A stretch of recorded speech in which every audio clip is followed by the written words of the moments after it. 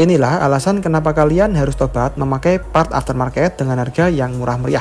Ya, permasalahan di dunia persperpartan ini adalah banyaknya part aftermarket yang lebih murah harganya dibandingkan part originalnya.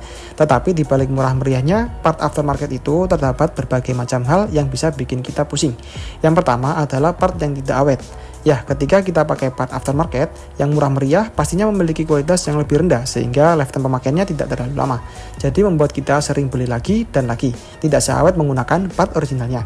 Dan banyak kejadian, part murah meriah ini bukan cuma cepat aus saja, tetapi fungsinya juga tidak maksimal meskipun kondisinya masih bagus. Contohnya seperti part gearset yang kondisinya masih baru tetapi sudah kendor kencang, seperti gearset yang sudah aus.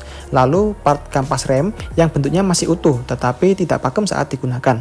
Lalu contoh lainnya adalah part kampas kopling yang terasa rigid dalam jangka waktu beberapa minggu saja, kemudian performanya sudah turun drastis. Yang kedua adalah fungsi yang tidak maksimal. Ya, ibarat kata pepatah, ada harga ada rupa. Contoh part murah meriah yang mengalami downgrade adalah rantai motorsport. Jika kita memakai rantai dengan part murah meriah, akan terpangkas fitur keamanannya. Entah itu dari kualitas besi yang lebih cepat aus, sampai dengan hilangnya fitur keamanan rantai tanpa sambungan seperti bawaannya. Perlu diingat, kalau menggunakan motor yang berperforma tinggi, jangan sampai menggunakan grade kualitas di bawah originalnya.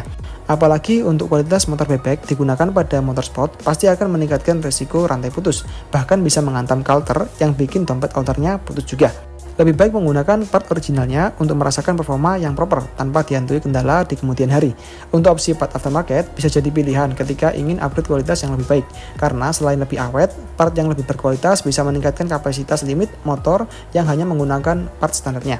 Yang terakhir dan yang paling berbahaya adalah part kelistrikan. Di zaman sekarang ini, motor injeksi semakin canggih dengan hadirnya fitur-fitur yang terus diperbarui dari setiap pabrikan, sehingga sensor-sensor yang digunakan lebih kompleks. Jadi, ketika part aftermarket yang kualitasnya lebih rendah, akan sangat berpotensi mengalami konsleting yang bisa merusak komponen kelistrikan lainnya.